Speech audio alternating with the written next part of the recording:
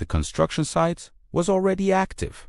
When the first teams gathered for the morning brief, the project was progressing well and deadlines were approaching. Everyone knew that the coming weeks would require focus, coordination, and efficiency. Among the workers was Bruno, a skilled professional who had spent years working in construction environments. He understood how important it was to follow procedures, but he also knew how easily habits could form over time. During the briefing, the supervisor reminded the team about safety standards. He spoke about attention, communication, and the importance of following established processes.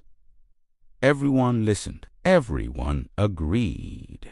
And then the work began. At first, everything seemed aligned with what had been discussed. Workers used their equipment properly, and teams communicated clearly. But as the morning progressed, small patterns began to appear. In one area, a worker skipped a minor step in a procedure to save a few seconds. In another, someone carried tools in a way that was faster, but not exactly the recommended method. None of these actions seemed serious.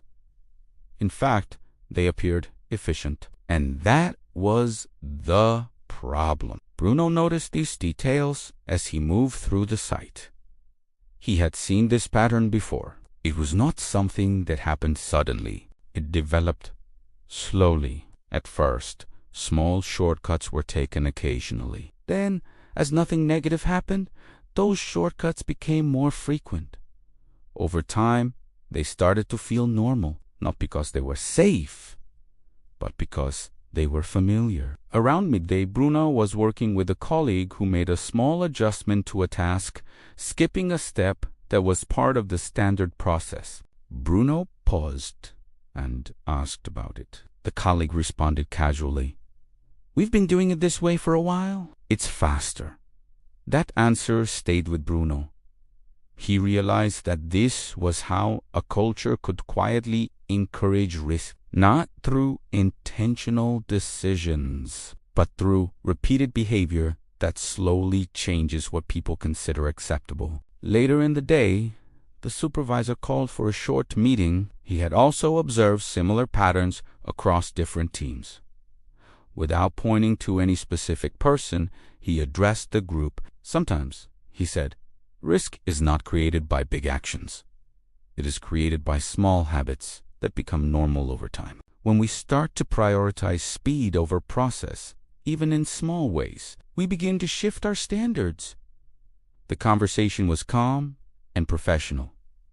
There was no blame, only reflection. The supervisor then invited the team to review their tasks and identify where small shortcuts might be happening. One by one, workers began to share observations. Some admitted they had adjusted steps to work faster. The discussion created awareness, and awareness led to change. The teams agreed to return to the full procedures and support each other in maintaining those standards. As the afternoon continued, the worksite felt different. The pace was still steady, but the attention to detail had improved.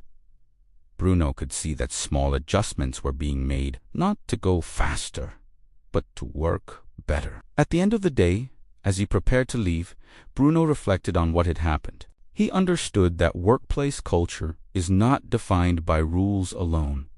It is shaped by everyday actions. A culture that quietly encourages risk does not appear overnight. It grows through small decisions that seem harmless. But a culture that values safety can grow in the same way, through awareness, communication, and the choice to do things the right way. Because, in the end, safety is not just a requirement. It is a shared responsibility built one decision at a time.